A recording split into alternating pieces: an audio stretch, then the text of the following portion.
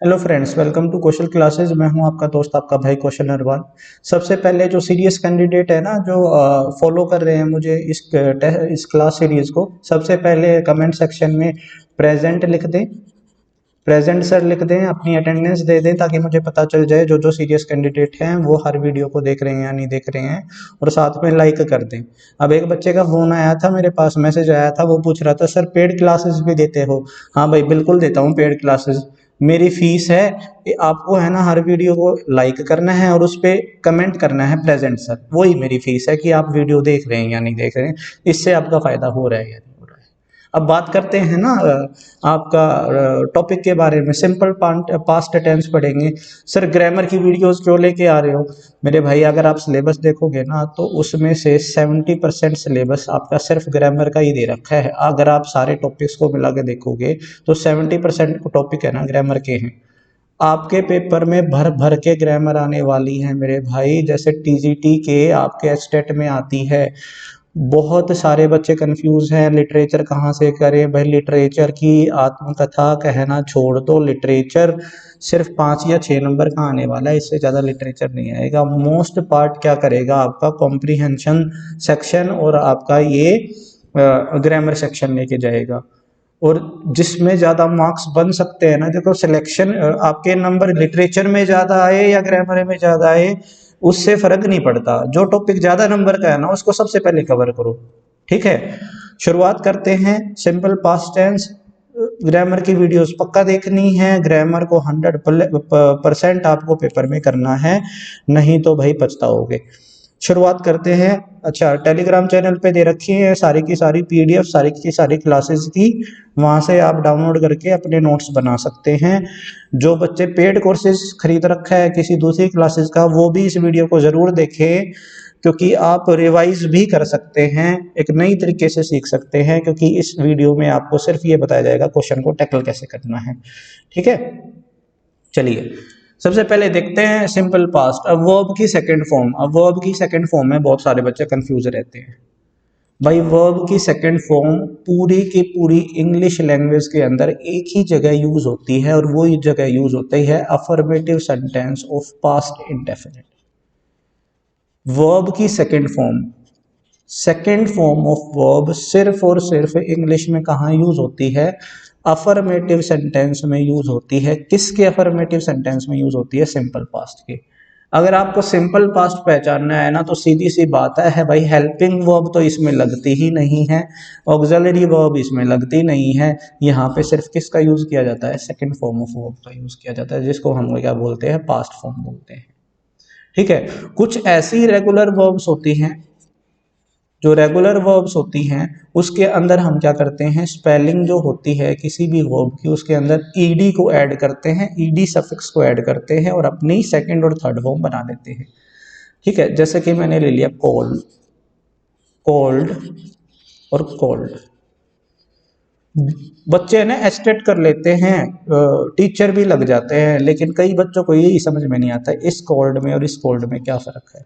देखो, ये past form of verb है और ये past participle form of verb है। ठीक है, ये पास्ट फॉर्म ऑफ वर्ब है, ये past participle form of verb है। ये जो पास्ट फॉर्म ऑफ वर्ब है ना, इससे पहले, इस पास्ट फॉर्म ऑफ वर्ब से पहले कभी भी हेल्पिंग वर्ब का यूज नहीं होगा, इस बात का ध्यान रखना। और जो पास्ट पार्टिसिपल वर्ब है ना, इससे पहले इसका यूज बिना हेल्पिंग वर्ब के हो ही नहीं सकता। अगर हमारा मेन वर्ब के रूप में थर्ड फॉर्म लगी है ना, वो विदाउट हेल्पिंग वर्ब लगी है, तो वहीं पे एरर है, सबसे पहली बात। ठीक है, जैसे थर्ड फॉर्म हुई, फोर्थ फॉर्म हुई, जिसको हम बोलते हैं वर्ब की फर्स्ट फॉर्म के साथ आईएनजी, अगर ये भी बिना हेल्पिंग वर्ब के लगी है, अगर सेंटेंस में मेन वर्ब की तरह लगी है, मैंने देखो मैं मेंशन करके बोल रहा हूं, अगर सब सेंटेंस में मेन वर्ब की तरह लगी है सेकंड थर्ड फॉर्म और वर्ब की फर्स्ट फॉर्म के साथ आईएनजी, तो इनसे पहले हेल्पिंग वर्ब को लगाना मस्ट है, नेसेसरी है, नहीं तो ग्रामेटिकली वो सेंटेंस ठीक नहीं है। अब इस सेंटेंस को देखिए, ज़्यादा टाइम नहीं लूँगा इस बात को बताने में। जैसे ये परफॉर्म्ड है और ये परफॉर्म्ड है, दोनों में अंतर क्या है? यहाँ पे हैव का यूज हुआ है, हैव का यूज हुआ है तो हेल्पिंग वर्ब है, हेल्पिंग वर्ब हैव है तो यहाँ पे ये थर्ड फॉर्म होगी, ये सेकंड फॉर्म होगी। और सेकंड फॉर्म किसकी पहचान है? टेंस को पहचानते हैं तो कैसे पहचानते हैं? फॉर्म ऑफ वर्ब से पहचानते हैं। फॉर्म ऑफ वर्ब से पहचानते हैं तो सेकंड फॉर्म जो होगी हमारी सिंपल पास्ट होगी। अब यहाँ पे देखिए, अगर मैं नेगेटिव सेंटेंस को देखता हूं तो वहां पे सेकंड फॉर्म नहीं लगती, वहां पे वर्ब की फर्स्ट फॉर्म लगती है, क्योंकि नॉट एक ऐसा एडवर्ब है जिससे पहले हेल्पिंग वर्ब लगाना जरूरी है। तो हेल्पिंग वर्ब पास्ट इंडेफिनिट में डिड लगती है, चाहे वो इंटरोगेटिव सेंटेंस बनाना हो, चाहे वो नेगेटिव सेंटेंस बनाना हो। स्ट्रक्चर मैंने आपको पिछली क्लास में समझा दिया था, जिसको स्ट्रक्चर समझना है वो प्रेजेंट इंडेफिनिट की सिंपल प्रेजेंट की वीडियो जाके देख लो, शुरू की 5 मिनट, आपको समझ में आ जाएगा क्या सेंटेंस का स्ट्रक्चर है, नेगेटिव सेंटेंस कैसे बनाते हैं और इंटरोगेटिव सेंटेंस कैसे बनाते हैं। ठीक है, आगे चलते हैं। अब सिंपल पास्ट का यूज कहाँ होता है? देखो पिछले वाले एग्जाम्पल में ही मैंने यहाँ पे देखो मेंशन कर दिया है, दूसरे हम एक हाइलाइटर का यूज कर लेते हैं। यहाँ पे देखो कि टेंस, हमारा जो टेंस है ना वो कैसे डिसाइड किया जाता है?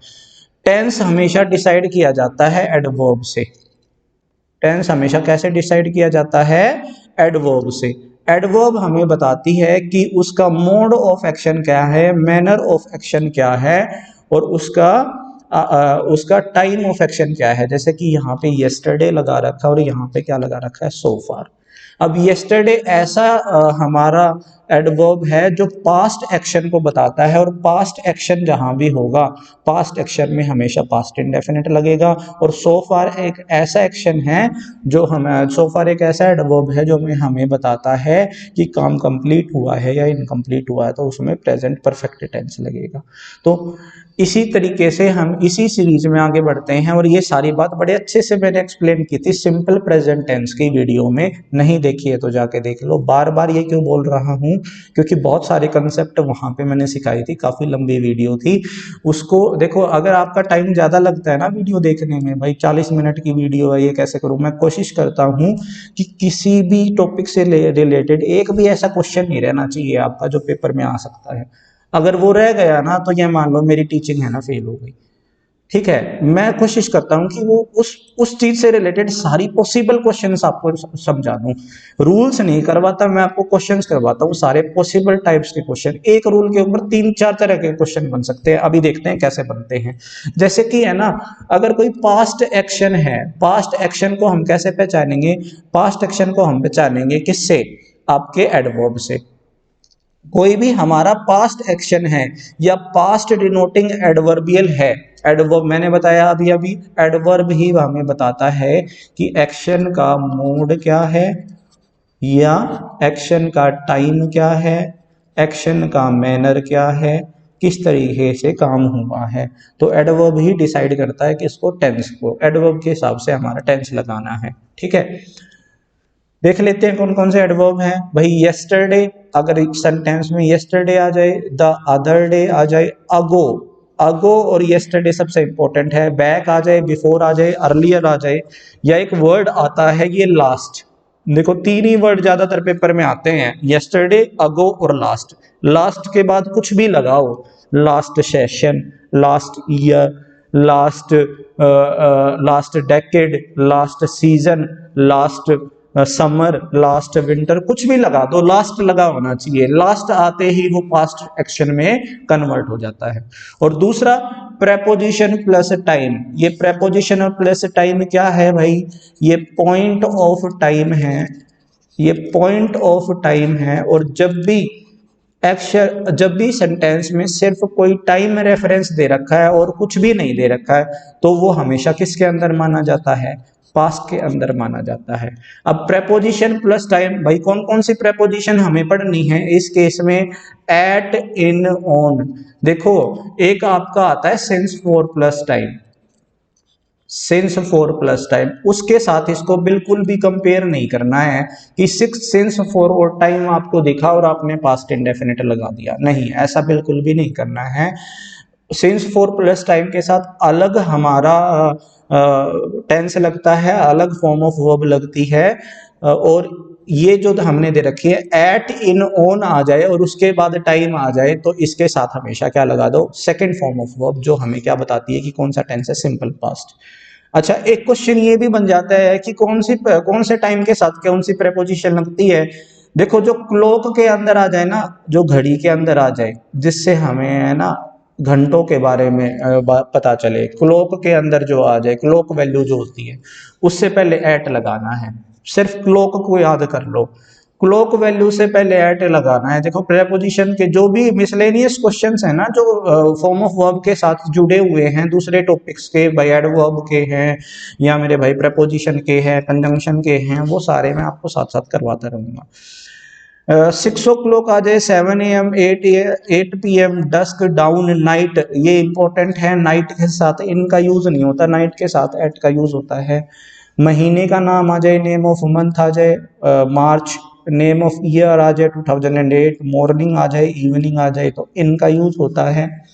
डे आ जाए, डे को कैसे डिफाइन कर सकते हैं, या तो उसका नाम बता सकते हैं, 7 days होते हैं हमारे, जैसे संडे आ गया, या उसकी डेट बता सकते हैं, फॉर एग्जांपल 7 में आ गया, या वही किसी डे या डेट को हम किसी स्पेशल ओकेजन से भी डिनोट कर सकते हैं। कोई पर्सनल इवेंट है, जैसे बर्थडे हो गया, एनिवर्सरी होगी, डेथ हो गई, या कोई नेशनल या इंटरनेशनल डे है, जैसे हमारा इंडिपेंडेंस डे हो गया, तो ये भी डे में आता है। इन सभी से पहले एट, इन, ऑन का यूज होता है, इस बात का ध्यान रखना। क्वेश्चन कैसे पूछे जाएंगे, बड़ा ही आसान है। अब देखो, जो पास्ट इंडेफिनिट का जो क्वेश्चन आता है ना, उसमें एरर है ना, ज्यादातर दो टेंस लगा दिए जाते हैं। प्रेजेंट परफेक्ट का यूज कर लिया जाता है और पास्ट परफेक्ट का यूज कर लिया जाता है। आना चाहिए सिंपल पास्ट या पास्ट इंडेफिनिट आना चाहिए, वर्ब की सेकंड फॉर्म का यूज करना चाहिए, लेकिन वो हैज, हैव, हैड के साथ थर्ड फॉर्म का यूज कर देता है। ज्यादातर एरर अगर पास्ट इंडेफिनिट का आएगा ना, तो उसके अंदर पहले से ही परफेक्ट टेंस लगा मिलेगा आपको, इस बात का ध्यान रखना। जैसे कि she has left for the United states of America 3 months अगो, बड़ा सा सेंटेंस दे देगा और सिंपल सी चीज पूछ लेगा, अगो दे रखा है। अगो, अगो को देखते ही तो सबसे पहले है ना आपका ध्यान किस पे जाना चाहिए, आपका अगो को देखते ही सबसे पहले ध्यान जाना चाहिए आपका वर्ब के ऊपर। अगो लगा है तो वर्ब देखनी है, वर्ब ठीक है या नहीं है, वर्ब लगनी चाहिए, वर्ब की सेकंड फॉर्म। लेकिन यहाँ तो ये लेफ्ट लगा है, लेफ्ट से पहले हैज लगा दिया। अब देखो, ये ए में दे दिया और ये बी में दे दिया, या तो आंसर ए होगा या बी होगा, दोनों ऑप्शन तो हो नहीं सकते। यानी कि या तो हैज गलत है या लेफ्ट गलत है।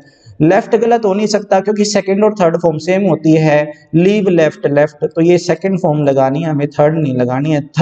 थर्ड को सेकंड बनाना है रेगुलर वर्ब में, तो हमें हेल्पिंग वर्ब को हटा देना है। तो यहाँ पे क्या हो जाएगा, she left for the United states of America 3 months अगो। अब बहुत बड़ा सेंटेंस दे दिया, महिंद्रा ही महिंद्रा दिख रहा, Mahindra brothers along with Gautam Mohammad had established Mahindra and Mahindra in 1945। भाई प्रेपोजिशन प्लस टाइम दे दिया, सीधी सी बात है, किसकी बात कर रहा है, पास्ट की बात कर रहा है। अब पास्ट की बात कर रहा है तो यहाँ पे तो पहले से ही पास्ट लगा है, लेकिन कौन सा पास्ट लगा है, पास्ट परफेक्ट। पास्ट परफेक्ट का यूज नहीं होगा, यानी कि हैड जो हेल्पिंग वर्ब है ये गलत है। सिर्फ क्या होना चाहिए, एस्टेब्लिश्ड क्या है, वर्ब की सेकंड फॉर्म का यूज होना चाहिए, क्योंकि पास्ट एक्शन में किसका यूज होता है, सेकंड फॉर्म का यूज होता है। I always dash at 7 AM और आई डैश एट 7 AM, दोनों में 7 AM दे रखा है, प्रेपोजिशन प्लस टाइम दे रखा है, यहाँ पे भी प्रेपोजिशन प्लस टाइम, यहाँ पे भी प्रेपोजिशन प्लस टाइम। सोचो इसमें क्या आएगा, वीडियो को रोक के अभी मैं बता देता हूँ। यहाँ पे जो ऑलवेज है ना, ये ऑलवेज क्या बताता है, हमारा फ्रीक्वेंसी बताता है, और फ्रीक्वेंसी बताता है तो ये हो जाती है प्रेजेंट की हैबिट, प्रेजेंट हैबिट, ठीक है। और ये प्रेजेंट हैबिट हो गई ना, तो प्रेजेंट टेंस लगेगा, चाहे प्रेपोजिशन प्लस टाइम लगा है या नहीं लगा है। ये 100% बिल्कुल भी नहीं बोलना चाहिए कि प्रेपोजिशन प्लस टाइम आ गया तो पास्ट इंडेफिनिट ही लगेगा। मैंने अभी अभी एग्जांपल से आपको समझा दिया है, इससे आसान तरीके से आपको नहीं समझाया जा सकता। अब यहाँ पे आई डैश एट 7 AM, यहाँ पे कुछ भी नहीं लगा, कोई भी ऐसा वर्ड नहीं लगा है जो ना तो एक्शन को कंप्लीट बता रहा है, ना ही एक्शन की रेगुलर हैबिट बताया है, ना ही प्रेजेंट को बता रहा है, ना ही फ्यूचर को बता रहा है। फ्यूचर के लिए भी लगा सकते हैं प्रेपोजिशन प्लस टाइम, लेकिन सिर्फ प्रेपोजिशन प्लस टाइम लगाया हो, जैसे यहाँ पे एट 7 AM है, तो ये किस में यूज होगा, पास्ट में, और हैबिट आ गई तो किस में यूज होगा, प्रेजेंट में, ठीक है। अब एक क्वेश्चन आ जाता है, तो सीधी सी बात है, वेक अप और अवेक अप तो होगा नहीं, अब रह गए वोक अप और अवोक अप। अब जो ये अवेक होती है ना, ये अवेक के बाद किसी भी प्रेपोजिशन का यूज नहीं होता। देखो मिसलेनियस क्वेश्चन मैंने फिर भी बोला था कि सब कुछ अलग अलग वीडियो में करवाने का टाइम बिल्कुल भी नहीं है, एक साथ करवाने की कोशिश करूंगा। ये जो अवेक वर्ड है ना, अवेक वर्ड का मतलब होता है वेकअप। या तो अवेक लगाओ या वेकअप लगाओ, दोनों नहीं लग सकते। अवेक के बाद अब अप लगा मिल गया तो एरर हो जाएगा, गलत हो जाएगा। तो डी हमारा ऑप्शन गलत है, यहाँ पे क्या होना चाहिए, वॉकअप होना चाहिए। नेक्स्ट चलते हैं। पास्ट हैबिट हो जाए, भाई सीधी सी बात है, पास्ट एक्शन अभी अभी बताया था, या तो प्रेजेंट की हैबिट होगी, तो सीधी सी बात है प्रेजेंट की हैबिट होगी तो प्रेजेंट इंडेफिनिट लग जाएगा। प्रेजेंट की हैबिट में क्या लगता है, वर्ब की फर्स्ट फॉर्म के साथ ऐसी है, ऐसा लगता है। सीधी सी बात हमें पता है, पिछले वीडियो हम देख के आए हैं, नहीं देखिए तो जाके देख लो। और पास्ट में क्या लगता है, पास्ट की हैबिट आ जाए तो सीधी सी बात है वर्ब की सेकंड फॉर्म लगेगी। अच्छा, पास्ट की हैबिट को डिफाइन करने के लिए दो चीज यूज और होती है, यूज्ड टू प्लस V1 और दूसरी वुड प्लस V1। ठीक है, यूज्ड टू प्लस V1 और वुड प्लस V1 का यूज भी हमारा किसके अंदर होता है, पास्ट हैबिट के अंदर होता है। किसके अंदर होता है, पास्ट हैबिट के अंदर होता है। अच्छा, इसके इन दोनों के बीच में स्लाइटली डिफरेंस होता है। वो डिफरेंस क्या होता है, आप मुझे कमेंट में बताइए। जो बच्चे अगर तैयारी कर रहे हैं, देखो सभी बच्चे एस्टेट क्लियर करके बैठे हैं यहाँ पे, यानी कि है ना वो अच्छी खासी तैयारी करके बैठे हैं, उनकी पहले से ही तैयारी है, उनको सिर्फ है ना उस तैयारी को पॉलिश करना है। तो इस तरह की बातें है ना आपको पहले से ही पता होनी चाहिए कि दोनों अगर आ जाए ना पास्ट हैबिट में, बल्कि तीनों अगर आ जाए ना पास्ट हैबिट में, तो मैं कौन सा लगाऊंगा, तीनों ऑप्शन में आ जाए। और पेपर मुश्किल बनाना होगा ना, तो वो हमेशा ऑप्शंस को क्लोज देता है और क्वेश्चन को आसान कर देता है। क्वेश्चन को आसान कैसे करेगा, पास्ट हैबिट में यूज करते हैं, वर्ब की सेकंड फॉर्म सब ने रट रखा है आज तक। यूज्ड टू प्लस V1 भी सब ने रट रखा है, वुड प्लस V1 भी सब ने रट रखा है, लेकिन तीनों में डिफरेंस क्या होगा, कब हम उनको अलग अलग लगाएंगे। अगर आपको ये पता है तो आप कमेंट कर सकते हैं, मैं मोडाल की क्लास में इसको समझाऊंगा बड़े अच्छे से। अब देखो, पास्ट हैबिट हो गई है, हिस्टोरिकल इवेंट हो गया। भाई हिस्टोरिकल इवेंट जो होंगे ना, वो हमेशा ही मान के चलो परमानेंट एक्शन ऑफ पास्ट होते हैं। परमानेंट एक्शन ऑफ पास्ट, ये परमानेंट एक्शन ऑफ पास्ट होते हैं, ये एक बार हैपन हो जाते हैं, दोबारा नहीं होते हैं, एक पर्टिकुलर टाइम पे होते हैं और पास्ट में होते हैं, तो परमानेंट एक्शन ऑफ पास्ट बोला जाता है।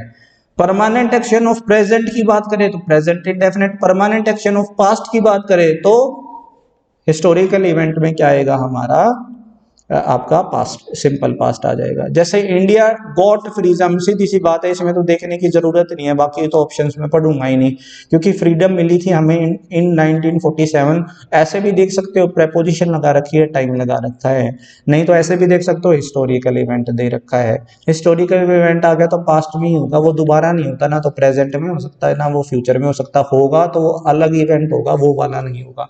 जैसे न्यूटन, न्यूटन, यहाँ पे देखो ऑप्शन में बी ऑप्शन को डिस्कवर्ड लगा लो, ये टाइपिंग में मिस्टेक हो गई होगी। न्यूटन डिस्कवर्ड, तो बी आ जाएगा इसका, discovered the laws of gravitation, permanent action है ऑफ पास्ट, हिस्टोरिकल इवेंट है। ठीक है, अब पास्ट हैबिट को कैसे बताएगा, वी ऑफन, ऑफन आते ही मुझे पता चल गया ये तो भाई हैबिट है।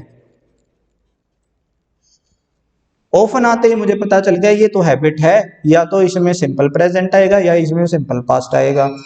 सिंपल प्रेजेंट और सिंपल पास्ट में डिफरेंस कैसे करेंगे, सीधी सी बात है, कोई ना कोई एक ऐसा कीवर्ड दे रखा होगा जो आपको इंडिकेट करता होगा प्रेजेंट की हैबिट है या पास्ट की हैबिट है। कोई भी वर्ड नहीं दे रखा है ऐसा जो प्रेजेंट और पास्ट को बताते हैं, तो उसको प्रेजेंट की हैबिट माना जाता है, क्योंकि ये वर्ड फ्रीक्वेंसी को दिखाते हैं। और ऐसा कोई वर्ड आया जो पास्ट को डिनोट कर रहा है, जैसे कि यहाँ पे आ गया, ये पॉइंट ऑफ टाइम दे दिया, यहाँ पे क्या दे दिया, व्हेन वी वर चिल्ड्रन, जब हम बच्चे थे ना तब जाते थे, यानी कि ये बचपन की बात कर रहा है, पास्ट इवेंट की बात कर रहा है, पास्ट की हैबिट की बात कर रहा है, तो यहाँ पे इवेंट आ जाएगा।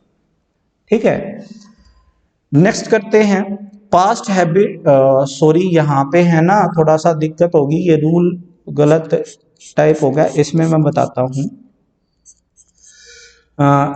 क्या कहता है, अगर आई विश लगा है, अगर आई विश लगा है और आई विश के बाद सब्जेक्ट लगा है और मुझे उसके बाद वर्ब भरनी है, वर्ब भरनी है, तो वर्ब आएगी, वर्ब की सेकंड फॉर्म, ये डिनोट करता है पास्ट सब्जेक्ट, सब्जेक्टिव। तो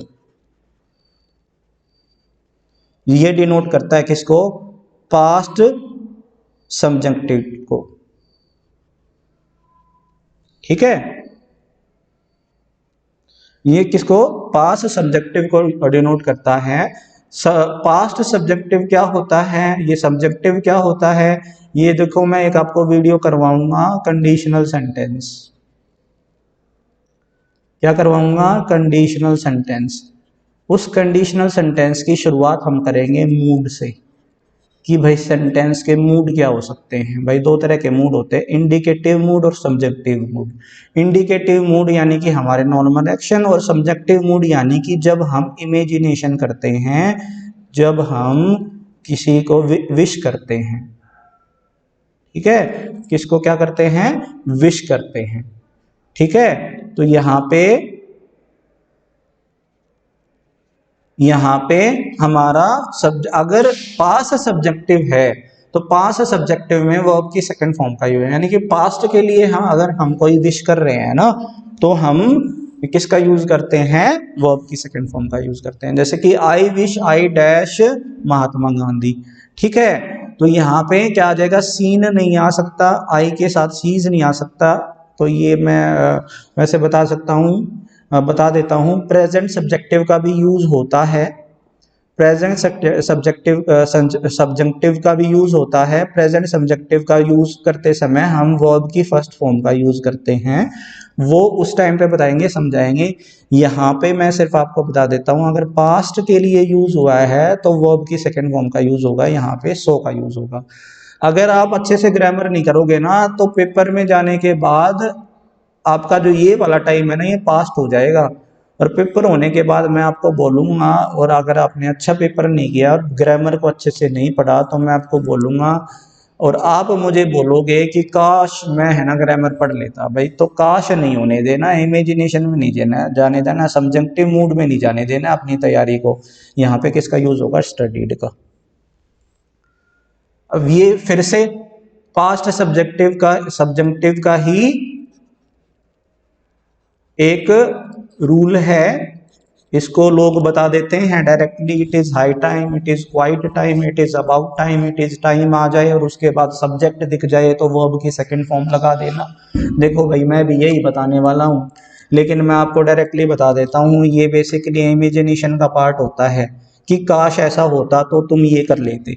ठीक है, तो it is high time, subject और वर्ब अगर सेंटेंस की शुरुआत इट इज हाई टाइम से हो रही है, इट इज क्वाइट टाइम से हो रही है, इट इज अबाउट टाइम से हो रही है, इट इज टाइम से हो रही है, और उसके तुरंत बाद कोई सब्जेक्ट लगा है। सब्जेक्ट का मतलब क्या है? कोई नाउन लगा है या कोई प्रोनाउन लगा है। कई लोगों को ये भी नहीं पता होगा कि सब्जेक्ट क्या होता है।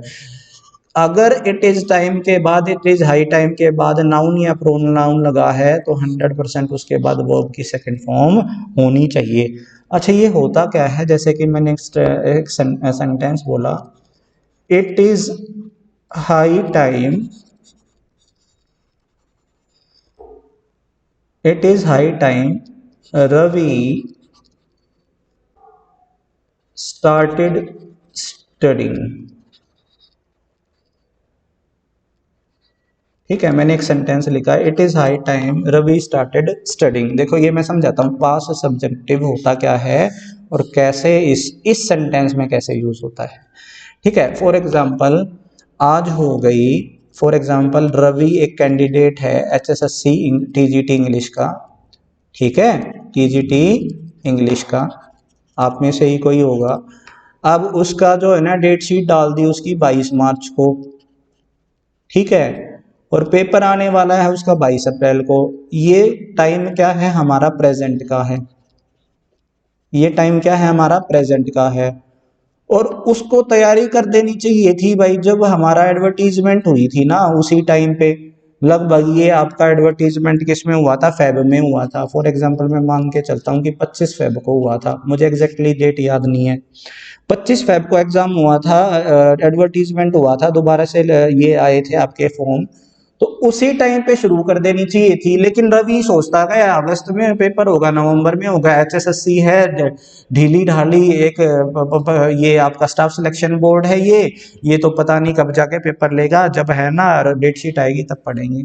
अब रवि के पसीने छूट गए हैं, पढ़ना चाहिए था, शुरू करना चाहिए था 25 फेब को, अभी तक नहीं किया है। तो ये क्या बताता है, it is high time. Present time को बताता है कि प्रेजेंट टाइम में आ गए हो, अभी तक आपने वो काम नहीं किया है। ये वाला जो काम है आपको किस में कर लेना चाहिए था, पास्ट में ही कर लेना चाहिए था, इसलिए यहाँ पे सिंपल पास्ट का यूज होता है। बात समझ में आ गई? अगर नहीं समझ में आई है तो मेरे भाई पेपर दे दो। पेपर देने के बाद अभी तो इसको लर्न कर लो, पेपर दे दो। जब सब्जेक्टिव मोड की डिटेल्ड वीडियो बनाएंगे ना 1.5-2 घंटे की, या लाइव क्लास में कभी समझाएंगे, तब मैं आपको इसका पूरा कॉन्सेप्ट समझाऊंगा, वर्ड फॉर वर्ड, एक एक वर्ड कैसे इसमें यूज होता है।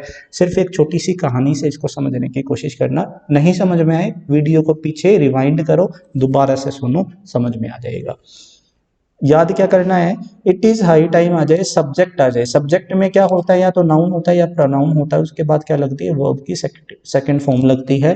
तो इट इज टाइम आ गया, सब्जेक्ट आ गया ही, तो गोज नहीं आएगा, क्या आना चाहिए, वेंट। सब इट इज हिंदी बिल्कुल भी नहीं करनी है, ज्यादातर शुड लगा मिलता है। देखो अगले ही क्वेश्चन में, it is about time you should stop being lazy, तो यहाँ पे शुड स्टॉप नहीं आना चाहिए, यहाँ पे क्या आना चाहिए, स्टॉप्ड आना चाहिए। नेक्स्ट क्वेश्चन कर दो, it is high time you dash for station, यहाँ पे ना तो लीव्स आएगा, ना हैव लेफ्ट आएगा, ना विल लेफ्ट आएगा, यहाँ पे क्या आएगा, लेफ्ट आ जाएगा। अच्छा, अगर सब्जेक्ट ना लगा हो तो सर, देखो सब्जेक्ट ना लगा हो तो दो केस होते हैं, वीडियो ज्यादा लंबी हो रही है लेकिन फिर भी ये बताना जरूरी है। इट इज टाइम आ जाए, देखो सारे आगे बार बार नहीं लिखूंगा, फोर आ जाए और उसके बाद ऑब्जेक्ट लगा हो, समझते जाना, ऑब्जेक्ट लगा हो तो इन्फिनेटिव का यूज होता है, टू प्लस वर्ब की फर्स्ट फॉर्म का यूज होता है। जिस ठीक है, जैसे कि पहले वाला सेंटेंस ले लेते हैं, it is time he goes to bed, इसी सेंटेंस को ले लेते हैं, कलर बदल लेता हूं मैं एक बार, समझने में आसानी होगी। भाई फास्ट फॉरवर्ड कर लिया करो अगर आपको ये लग रहा है ज्यादा टाइम लग रहा है तो। इट इज टाइम, अब उस सब्जेक्ट को ऑब्जेक्ट बना लेंगे प्रेपोजिशन लगा के, it is time for him to go to bed, simple. पहली टाइप होगी, अगली टाइप देखते हैं, ठीक है, समझते जाना ध्यान से। अब इसके बाद हमारा हो गया, इट इज टाइम लगा दिया ना तो प्रेपोजिशन लगाया ना ऑब्जेक्ट लगाया, ठीक है, तो डायरेक्टली क्या लगा दो, टू प्लस वर्ब की फर्स्ट फॉर्म। इसी सेंटेंस को ले लेते हैं, अरे ये क्या हो गया, इसी सेंटेंस को ले लेते हैं,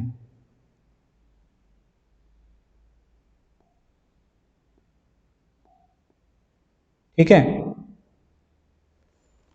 इसी सेंटेंस को ले लेते हैं, क्या बोलता है, इट इज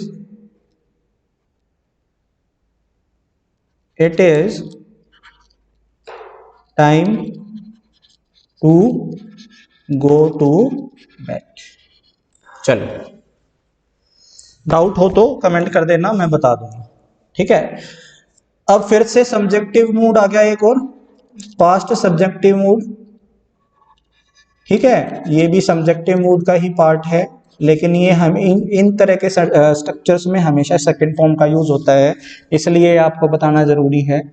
वुड रादर आ जाए और वुड रादर के बाद सब्जेक्ट लगा रखा हो, सब्जेक्ट का मतलब क्या होता है, या तो नाउन लगा रखा हो या प्रोनाउन लगा रखा हो, सिंपल सी बात है। आई वुड रादर के बाद सब्जेक्ट लगा रखा हो तो सीधी सी बात क्या है, आई वुड रादर एस्पिरेंट्स, तो यहाँ पे क्या आ जाएगा, स्टडीड आ जाएगा। अगर डायरेक्टली कुछ भी नहीं लगा रखा, सब्जेक्ट नहीं लगा रखा, डायरेक्टली वो बननी है, तो आई वुड रादर के बाद याद रखना, आई वुड रादर के बाद, आई वुड रादर के बाद किसका यूज होता है, वर्ब की फर्स्ट फॉर्म का यूज होता है, तो यहाँ पे क्या आ जाएगा, स्टडी। तो देखो दोनों में फर्क क्या है, सिर्फ एस्पिरेंट का है, सब्जेक्ट यानी कि नाउन लगा है या प्रोनाउन लगा है वुड रादर के बाद तो सेकंड फॉर्म आएगी, नहीं तो फर्स्ट फॉर्म आएगी। फिर से देखो ये प्रोनाउन आ गया, प्रोनाउन आ गया तो वेंट आ गया, कोई भी सब्जेक्ट नहीं लगा है तो गो आ गया। Very important. आगे चलते हैं। डायरेक्ट नरेशन में देखो, डायरेक्ट से इनडायरेक्ट आपको बनाना आता होगा। आप, मैं ये मान के चल रहा हूँ सभी एचएसएससी के स्टूडेंट्स हैं और आपको इतना आता होगा। नहीं आता है तो भाई ये तो पक्का करवाऊंगा, डायरेक्ट इनडायरेक्ट और एक्टिव पैसिव वॉइस। तो देखो सिंपल सी बात समझने की जरूरत है। देखो ये होती है रिपोर्टिंग वर्ब। ये क्या होती है? Reporting verb. किस पार्ट को बोल रहा हूं मैं? रिपोर्टिंग वर्ब ही सेड, किसने किसको बोला। और ये होती है रिपोर्टेड स्पीच। ठीक है, रिपोर्टेड स्पीच। और नरेशन के बेसिक रूल कहते हैं जब रिपोर्टिंग वर्ब पास्ट में है ना तो उसको जब हम इनडायरेक्ट में बदलेंगे, तो अगर रिपोर्टिंग वर्ब पास्ट में है तो रिपोर्टेड स्पीच को बदलते समय उसका जो टेंस हमें पास्ट करना पड़ेगा। क्योंकि यहाँ पे क्यों करना होता है मैं बता देता हूं। देखो ये दैट क्या है ना, ये कंजंक्शन है। ये दैट क्या है? कंजंक्शन है। ये दैट से पहले लगा है प्रिंसिपल क्लोज। ठीक है, ये क्या लगा है? Principal clause. और ये क्या हो गया आपका? Subordinate clause. Subordinate clause. ठीक है, ये हो गया आपका सबऑर्डिनेट क्लोज। अगर प्रिंसिपल क्लोज हमारा, इंग्लिश ग्रामर क्या कहती है, अगर प्रिंसिपल क्लोज पास्ट में है ना तो उसका सबऑर्डिनेट क्लोज भी किस में होना चाहिए? पास्ट में होना चाहिए। उसका सबऑर्डिनेट क्लोज भी पास्ट में होना चाहिए। यानी कि किसी कंजंक्शन से प्रिंसिपल क्लोज को और सबऑर्डिनेट क्लोज को जोड़ रखा है ना तो हमेशा उसके सबऑर्डिनेट क्लोज में पास्ट का यूज होगा। इसलिए डायरेक्ट से इनडायरेक्ट बनाते समय हम इस टेंस का चेंज करते हैं। तो यहाँ सेड है, देखो ये वोंट था ना, ये V1 थी और ये यहाँ पे क्या लग गई? V2 लग गई। ये प्रेजेंट था, ये क्या बन गया? हमारा पास्ट बन गया। ठीक है, इसी तरह you said I need a pen, you said that you needed a pen. याद रखना यहाँ पे ये क्या होगी? V2 होगी। अच्छा, कुछ एक्सेप्शंस होते हैं। एक्सेप्शंस क्यों से करवा रहा हूं? क्योंकि पेपर में है ना एक्सेप्शंस आते हैं और टीचिंग के एग्जाम में तो 100% आते हैं। यहाँ पे यूनिवर्सल ट्रूथ हो गया, ये यूनिवर्सल ट्रूथ आ गया ना। यूनिवर्सल ट्रूथ तो मैंने पहले ही वीडियो में बता रखा है। सिंपल प्रेजेंट की वीडियो अगर आपने अच्छे से देखी है ना तो इस क्वेश्चन में आप गलत नहीं करोगे 100%। यूनिवर्सल ट्रूथ हो गया ना, वो तो परमानेंट एक्शन है ना, तो वो पास्ट में बदलेगा ना फ्यूचर में बदलेगा, ना प्रेजेंट में बदलेगा। तो भाई चाहे आपका प्रिंसिपल क्लोज पास्ट में हो चाहे आपका प्रिंसिपल क्लोज फ्यूचर में हो, कोई फर्क नहीं पड़ता। हमारा है ना ये प्रेजेंट इंडेफिनेट है और प्रेजेंट इंडेफिनेट ही रहेगा। The earth moves around the sun, moved नहीं हो सकता क्योंकि ये यूनिवर्सल ट्रुथ है। Very important. इस क्वेश्चन को, वीडियो को रोक के अच्छे से समझ लेना, देख लेना कैसे मैंने समझाया है। नहीं समझ में आया तो रिवाइंड कर लो, नहीं तो दोबारा बोलूंगा तो लंबी हो जाएगी वीडियो। कैसे क्वेश्चन आता है देखो, क्वेश्चन करवा देता हूं। पहला क्वेश्चन देखो, he said that, he said that. देखो दैट को याद रखना, ये दैट है ना, ये दैट जहां पे दैट आ गया ना और दैट से पहले वर्ब लगी और दैट के बाद वर्ब लगी है, ये सारे के सारे सेंटेंस होते हैं कॉम्प्लेक्स सेंटेंस। एक और क्वेश्चन बता दिया मैंने आपको। ठीक है, ये सारे के सारे सेंटेंस क्या होते हैं? Complex sentence. और कॉम्प्लेक्स सेंटेंस में दो क्लोज होते हैं, एक तो प्रिंसिपल क्लोज हो गया और एक सबऑर्डिनेट क्लोज हो गया। तो यहाँ पे ही सेड दैट यानी कि कमांडिंग पोजीशन में कौन है? रिपोर्टेड स्पीच है। ही सेड दैट ये किस में हुई? वर्ब की सेकंड फॉर्म। वर्ब की सेकंड फॉर्म है तो सीधी सी बात है ये पास्ट दे रखा है। देखो सेंटेंस को, क्वेश्चन को देखना कैसे है वो मैं आपको बता रहा हूँ, समझते जाना। एक बार समझ में नहीं आना तो वीडियो को दोबारा देख लेना, सिर्फ आपके लिए बनाई है। मैं तो समझ, मुझे तो आता ही है। He said that his friends work very hard and also helped in studies। अब देखो ये that लगा दिया ना, सबसे पहली बात तो and लगा दिया। and एक ऐसा कंजंक्शन है, and एक ऐसा कंजंक्शन है जो दो डिफरेंट वर्ब्स को जोड़ता है। दो डिफरेंट वर्ब्स को जोड़ता है तो सीधी सी बात है एंड से पहले एंड के बाद में सेम वर्ब होनी चाहिए। और ये जो एंड कंजंक्शन है ना, ये कैसा सेंटेंस बनाता है? कंपाउंड। देखो इसको बोलते हैं मिक्स सेंटेंस। ठीक है, कॉम्प्लेक्स भी आ गया और कंपाउंड भी आ गया एक ही सेंटेंस में। ठीक है, यहाँ पे देखो जो ये वर्ब्स है ना, ये वर्ब्स ये हमारा प्रेजेंट इंडेफिनिट वर्ब की फसलों के साथ ऐसी है। ये ये वर्ब की सेकंड फॉर्म है, वर्ब की सेकंड फॉर्म यानी कि पास्ट इंडेफिनिट है। यहाँ पे सेंटेंस की शुरुआत पास्ट से हो रही है, प्रिंसिपल क्लोज में पास्ट टेंस है, यानी कि अगर हमारा दैट से पहले पास्ट लगा है तो दैट के बाद वाली चीजों में भी पास्ट आना चाहिए, ये 100% नेसेसरी है। तो वर्ब की फर्स्ट फॉर्म नहीं लगेगी, क्या लगेगी? Second form. तो वर्क्स नहीं लगेगा, यहाँ पे क्या लगेगा? वर्क भी लगेगा। ठीक है।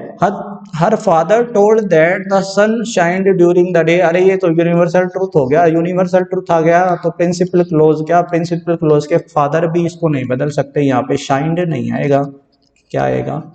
शाइन्स आएगा। She asked him if he will help her. अब देखो यहाँ पे आस्क्ड आ गया, ये पास्ट है, ठीक है। दैट या इफ लगा दिया, यानी कि ये प्रिंसिपल क्लोज है, इसके बाद में सबऑर्डिनेट क्लोज है, सबऑर्डिनेट क्लोज में भी पास्ट टेंस लगेगा, पास्ट टेंस लगेगा तो विल का यूज नहीं होगा, विल हो गया फ्यूचर पास्ट का यूज होगा। तो विल की पास्ट फॉर्म क्या होती है? वुड। भाई very very very very very, जितने वेरी लगाना चाहो ना अपने आप से लगा लो, और इंपॉर्टेंट। दे से दैट, अब देखो यहां पे से आ गया प्रेजेंट। अब प्रिंसिपल क्लोज प्रेजेंट में है तो आपके बाद दैट के बाद सबऑर्डिनेट क्लोज, यानी कि दैट के बाद वाला जो क्लोज है उसके अंदर कोई भी टेंस हो, हमें क्या फर्क पड़ता है? अब ये वाला टेंस, अब कई बच्चे सोचेंगे से आ गया, प्रेजेंट आ गया, तो इसके बाद भी प्रेजेंट आना चाहिए। भाई क्यों आना चाहिए? जो हमारा जो स्टेटमेंट है, अगर प्रेजेंट टेंस है आपकी रिपोर्टिंग वर्ब में प्रेजेंट टेंस है, तो इनडायरेक्ट बनाते समय हम उसका टेंस चेंज नहीं करते किसी भी स्टेटमेंट का। और यहाँ पे स्टार्टेड ठीक है या गलत है, वो क्यों कैसे पता चलेगा? ये प्रेपोजिशन प्लस टाइम है, ये प्रेपोजिशन प्लस टाइम है, तो यहाँ पे पास्ट एक्शन होना चाहिए, ये वर्ब की सेकंड फॉर्म होना चाहिए। बिल्कुल ठीक है भाई। The teacher claimed that he has completed the entire syllabus.